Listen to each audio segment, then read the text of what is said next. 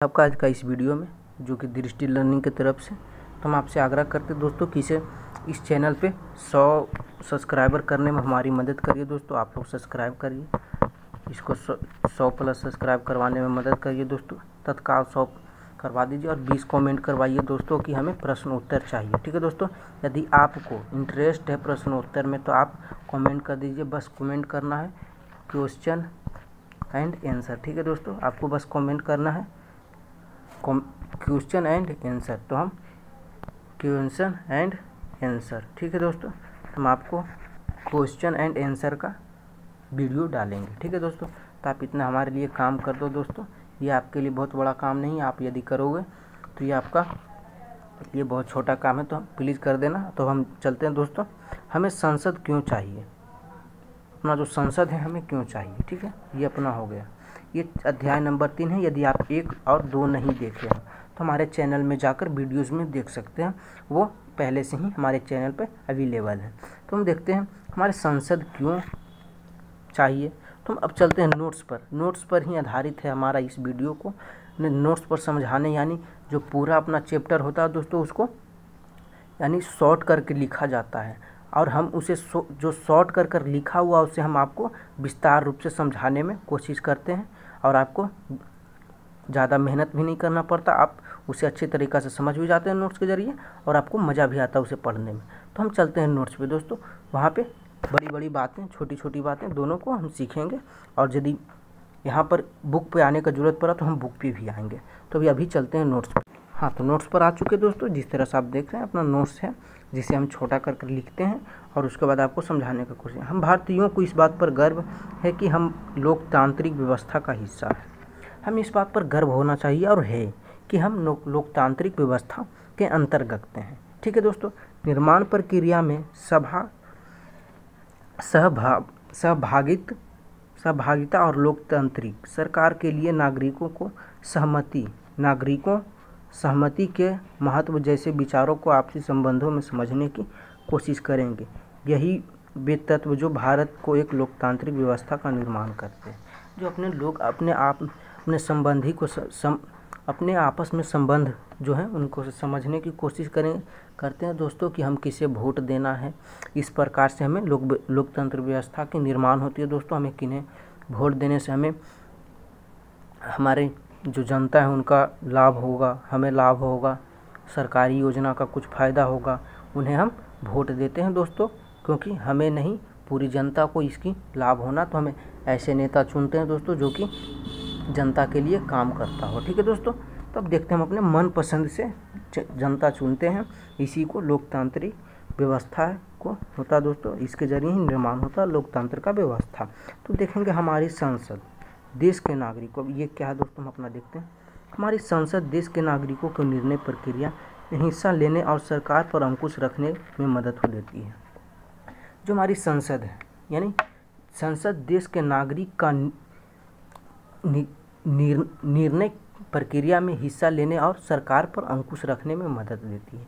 इस आधार पर क्या दोस्तों, इस आधार पर संसद भारतीय लोकतंत्र का सबसे महत्वपूर्ण प्रतीक और संविधान केंद्रीय तत्व है। ठीक है दोस्तों, जो ये अपना लोकतंत्र का सबसे बड़ा प्रतीक है जो, और संविधान का केंद्रीय तत्व है। ठीक है, देखते लोगों का फैसला क्यों लेना चाहिए, लोगों को फैसला क्यों लेना चाहिए। भारत 15 अगस्त 1947 को आज़ाद हुआ।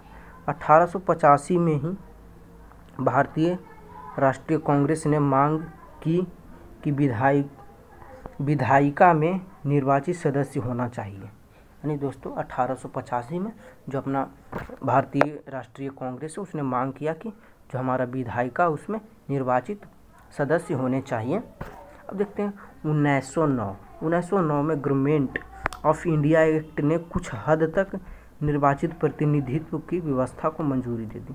जो अपना गवर्नमेंट ऑफ इंडिया एक्ट था जो 1909 में कुछ हद तक जो है निर्वाचित प्रतिनिधित्व का व्यवस्था को मंजूरी दे दिया।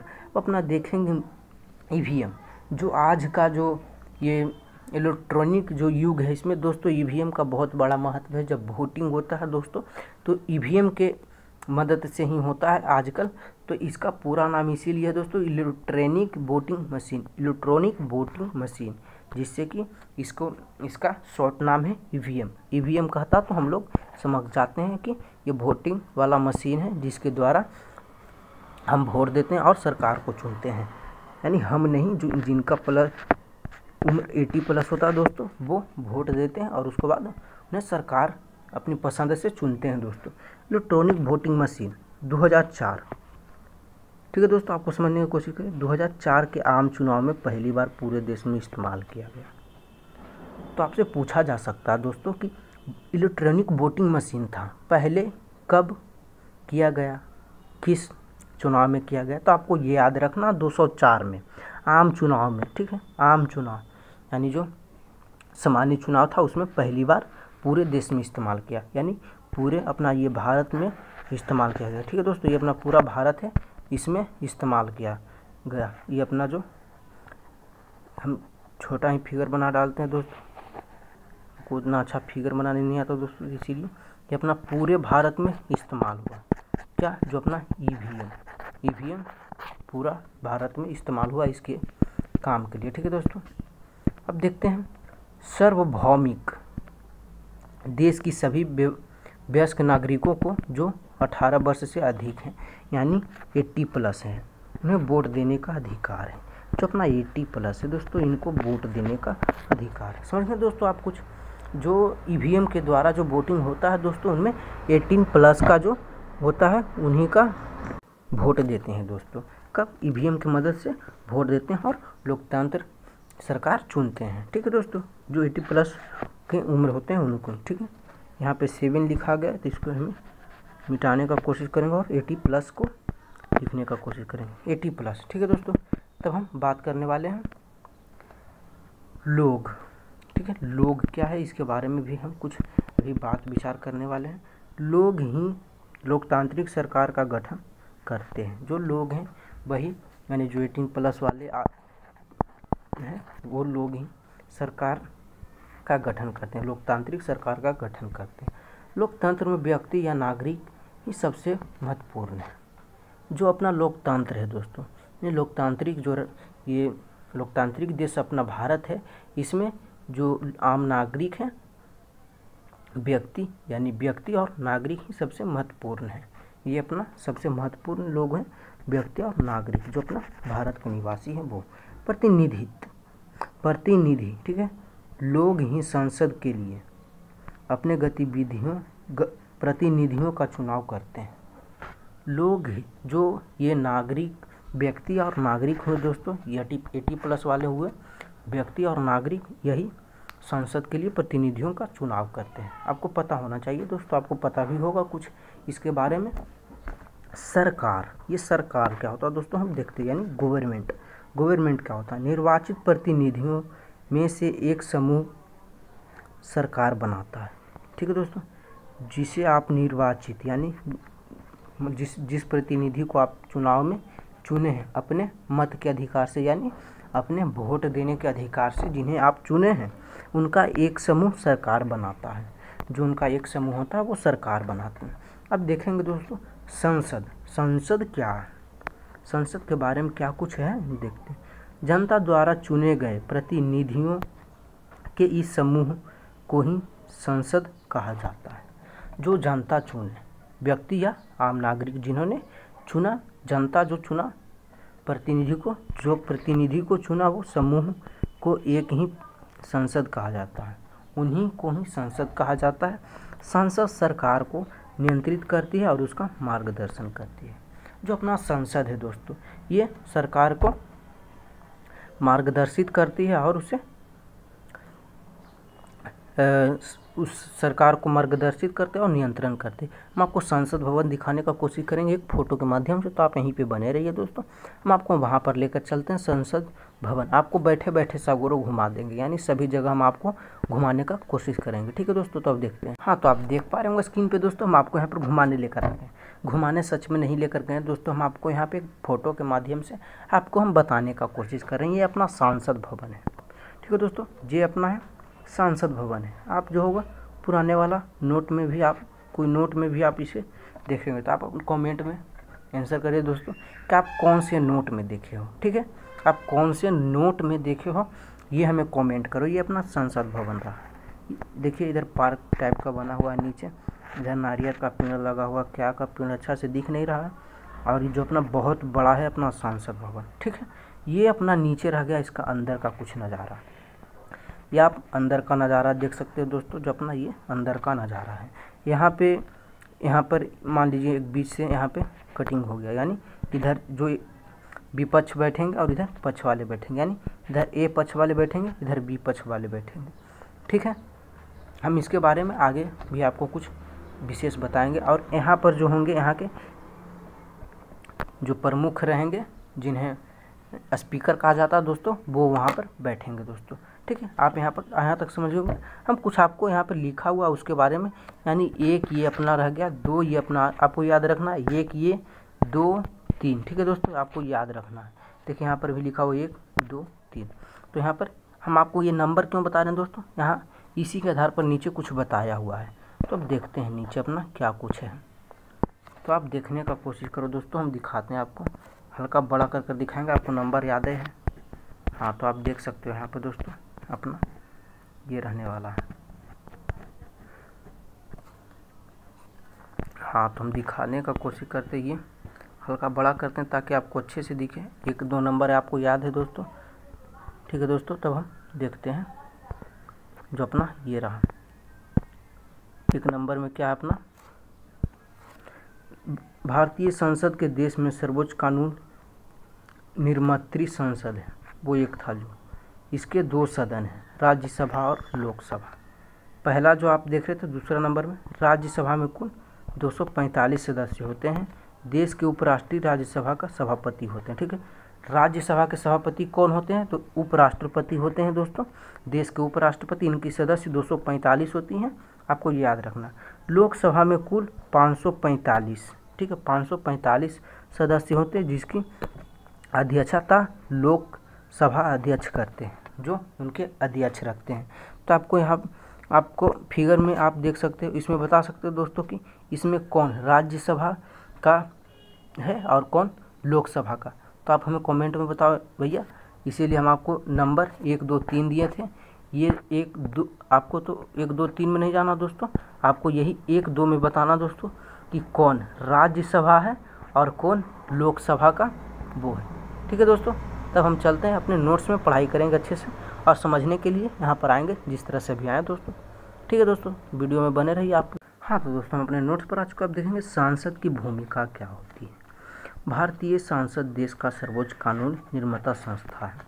जो अपना भारतीय संसद देश की सर्वोच्च कानून निर्माता संस्था है।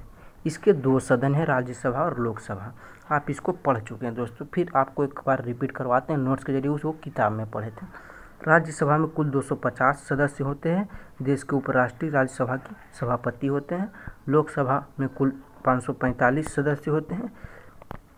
इसकी अध्यक्षता लोकसभा के अध्यक्ष करते हैं। ठीक है दोस्तों, तो हम देखेंगे दोस्तों, भारतीय संसद लोकतंत्र के सिद्धांत में राज्य भारतीय जनता की आस्था का प्रतीक है। तो भारतीय संसद लोकतंत्र के सिद्धांत में भारतीय जनता की आस्था का प्रतीक है। ठीक है दोस्तों, हमारी व्यवस्था में संसद के पास महत्वपूर्ण शक्तियाँ हैं।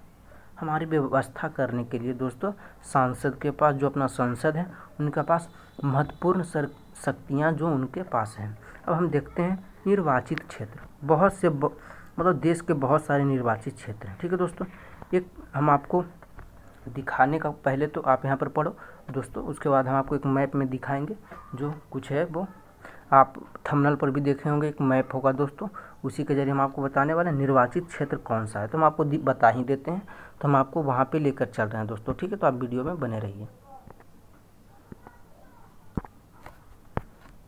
हाँ, तो आप यहाँ पर देख सकते हो दोस्तों, हम आपको ये अपना भारत का जो नक्शा है, इस पर हम आपको लेकर आ चुके हैं दोस्तों। देख रहे हैं अपना ये भारत का जो नक्शा है, इस पर हम आ चुके हैं। तब यहाँ पर ये जो कलर हुआ है दोस्तों, कलर ही महत्वपूर्ण है। तो ये सामान्य सीटें हैं दोस्तों, सामान्य सीटें 412। कुल सीटें कितना है दोस्तों, सभी मिलाकर 543। तो सामान्य सीटें हैं, यानी ये जो पिंक कलर वाला है, ये सभी सामान्य सीटें हैं। जहाँ पर पिंक पिंक है, ये सब सामान्य सीटें हैं। अनुसूचित जाति वाली जो सीटें हैं वो है 84, ठीक है। अब हो गया अनुसूचित जनजाति के लिए 37, ये सब निर्वाचित हो चुका है सीट है दोस्तों। तो हम एक बार इसको एडिंग कर वो मतलब ऐड कर कर देखते हैं ये 543 होता कि नहीं। तो पहला था दोस्तों 412, ठीक है दोस्तों। ये कुछ अच्छा से नहीं लिखने में बन रहा है, हम आपको बता दे रहे हैं, अच्छे से लिखो।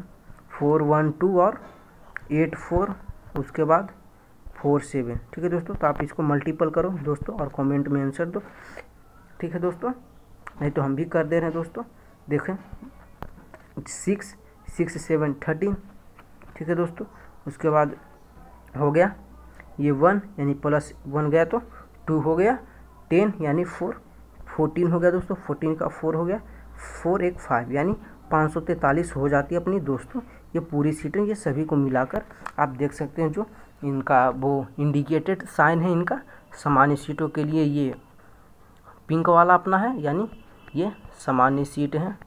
आपको हम बता दें, आपको याद रखना है, ठीक है दोस्तों, आपको ये याद रखना है। ये कुछ मैसेज आया था दोस्तों, इसीलिए फिर से हम आपको बताने की कोशिश करें। ये जो पिंक वाला है ये अपना सामान्य है, तो हम आपको लिखकर कुछ बताने का कोशिश करते हैं दोस्तों। ये सामान्य सीटें हैं जिसकी संख्या 412 है, ठीक है दोस्तों, आपको याद रखना। अनुसूचित जाति यानी जो अपना ये ब्लू वाला साइन है, ये वाला साइन है दोस्तों, ये अपना अनुसूचित जाति के लिए इनकी सीटें कितनी हैं 84 यानी 84। अब देखेंगे अपना ग्रीन वाला जो इंडिकेटेड साइन है अनुसूचित जनजातियों के लिए, जो अपना ये ग्रीन वाला है दोस्तों, यहाँ पे देख लेते हैं, ये अपना अनुसूचित जनजाति के लिए है, ठीक है दोस्तों।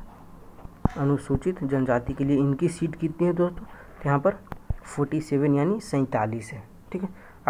आप इसको इस तरह से याद रख सकते हो दोस्तों, ये अपना अनुसूचित जनजाति वाला था, यानी जो अपना जिस साल अपना वो हुआ था, देश आज़ाद हुआ था, लास्ट वर्ड देखिएगा 1947 है, यानी 1947।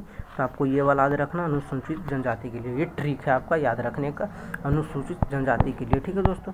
तब हम अपने नोट्स में चलते हैं, उसमें क्या कुछ और आगे हम उसको पढ़ेंगे और यहाँ फ़ोटो पे भी आएंगे, यदि हमें ज़रूरत पड़ा तो हम यहाँ पर भी आएंगे, ठीक है दोस्तों। यहाँ पर एक कुछ लिखा हुआ तो वो थोड़ा रुक ही लेते हैं, पढ़ ही लेते हैं इसको।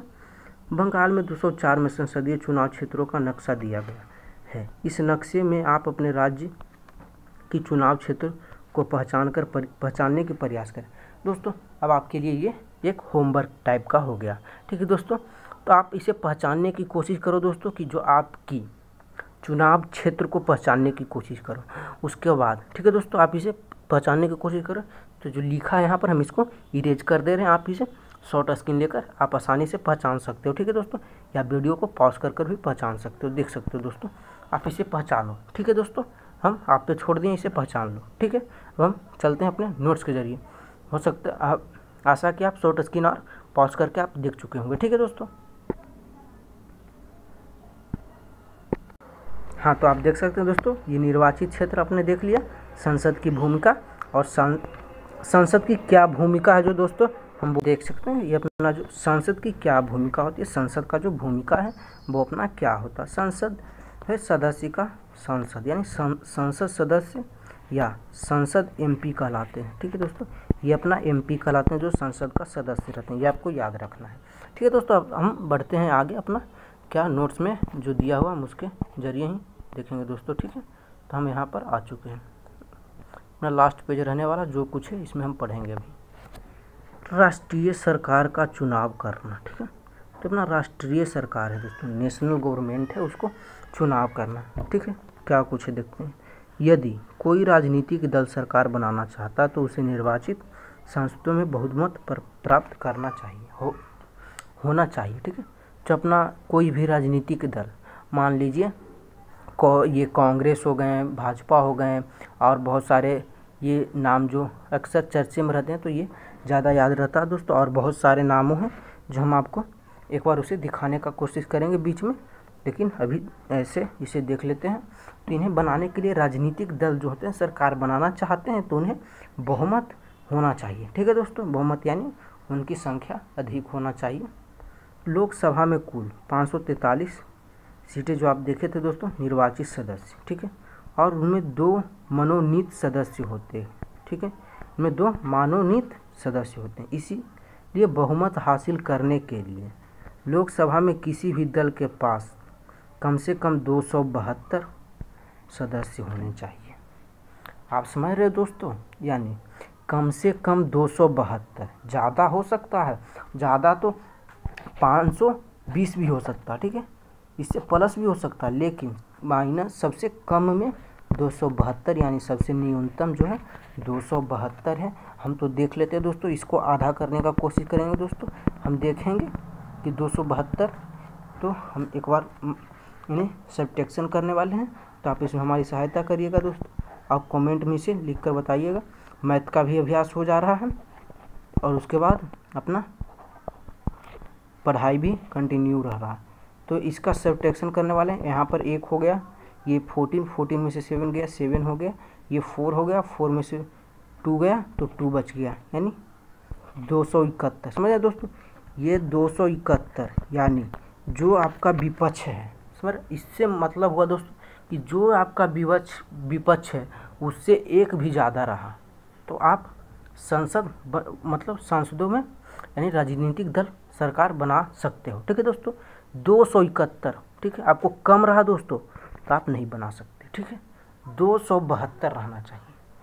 272 से प्लस हो जाए लेकिन माइनस नहीं होना चाहिए, 272 रहना जरूरी है, ठीक है दोस्तों। तो हम सब्ट्रैक्शन के माध्यम से इसीलिए समझते हैं दोस्तों कि आपको ये याद रहेगा कि हम सब्ट्रैक्शन कर याद किए थे, यानी सबसे कम 272 चाहिए और जो हारे, जो जिनके पास कम है दोस्तों उनकी सबसे ज़्यादा, जो मतलब सबसे ज़्यादा होने वाली सीटें 271 रहना चाहिए, ठीक है दोस्तों।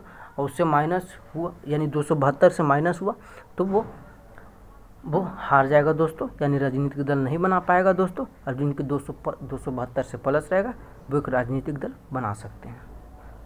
कार्यपालिका क्या कुछ है, ठीक है, देखते हैं, आप बने रहिए। कार्यपालिका का चुनाव कराना लोकसभा एक महत्वपूर्ण काम होता है। जो कार्यपालिका है, ठीक है दोस्तों, कार्यपालिका का चुनाव कराना लोकसभा का एक महत्वपूर्ण काम होता है।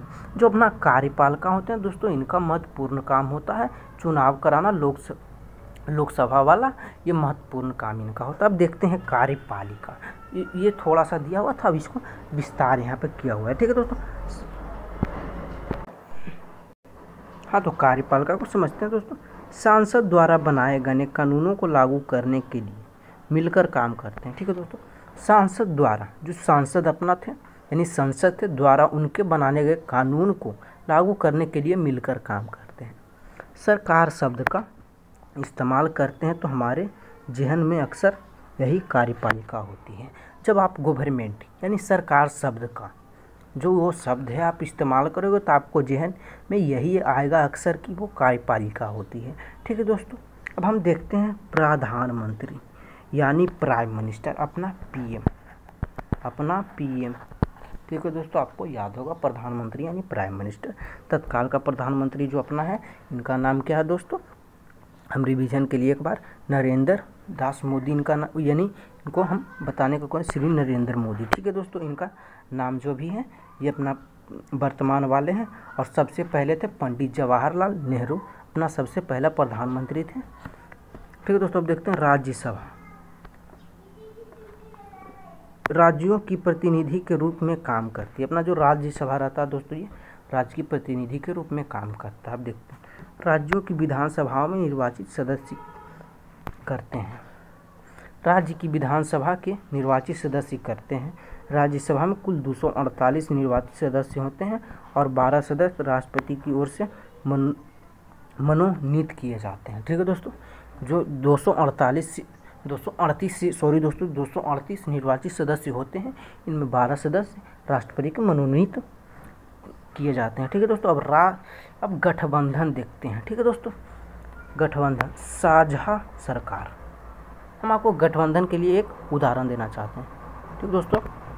आपको हम गठबंधन का जो वो एग्जाम्पल था हम आपको बताना चाहते हैं। साझा सरकार है जिसका, उसको मान लीजिए ये एक पार्टी है, ए पार्टी और बी पार्टी, दो अपना पार्टी हो गया, ठीक है दोस्तों। बी पार्टी ये अपना और ये ए पार्टी, ये दोनों अलग अलग चुनाव लड़े, ठीक है। सी पार्टी रह गया, ठीक है दोस्तों, अपना एक सी पार्टी। तो ये ए बी प्लस होकर एक पार्टी बना ली, तो इसे गठबंधन कहेंगे, ठीक है दोस्तों। ये साझा हो गए, एक दो एक बन गए, और जो ये सी था विपक्ष में आ गया, ठीक है दोस्तों। ये अपना सी पार्टी था, वो विपक्ष में आ गया, ये दोनों गठबंधन कर लिए, तो इसे को गठबंधन यानी साझा सरकार कहते हैं। तो मैं इनको कुछ उदाहरण दिए हुए हैं दोस्तों, यानी वो कौन कौन से हम उनको देखने का कोशिश करेंगे। यूपीए, इसका यूपीए यानी इसका पहले आप वो फुल फॉर्म जान लेते, यूनाइटेड प्रोग्रेसिव अलायंस, ठीक है दोस्तों, इसका जो अंग्रेजी में नाम है। दूसरा है इसका जो नाम है संयुक्त प्रगतिशाली गठबंधन, ठीक है, यानी संप्रग यूपीए, ठीक है। इसका नेतृत्व भारतीय राष्ट्रीय कांग्रेस करती है 1885, ठीक है दोस्तों, ये 1885 यहाँ पर कुछ ज़्यादा नहीं दिया हुआ है। इसका यूपीए का फुल फॉर्म ये हो जाएगा यूनाइटेड प्रोग्रेसिव अलायंस। अब देखते हैं एनडीए, ठीक है दोस्तों, इसका नेतृत्व भारतीय जनता पार्टी यानी बीजेपी करती है अपना, ठीक है दोस्तों, इसका बीजेपी करती है। 1980, ठीक है। रजग, इसे अंग्रेजी में यानी हिंदी में शॉर्ट में कहा जाता है रजग, राष्ट्रीय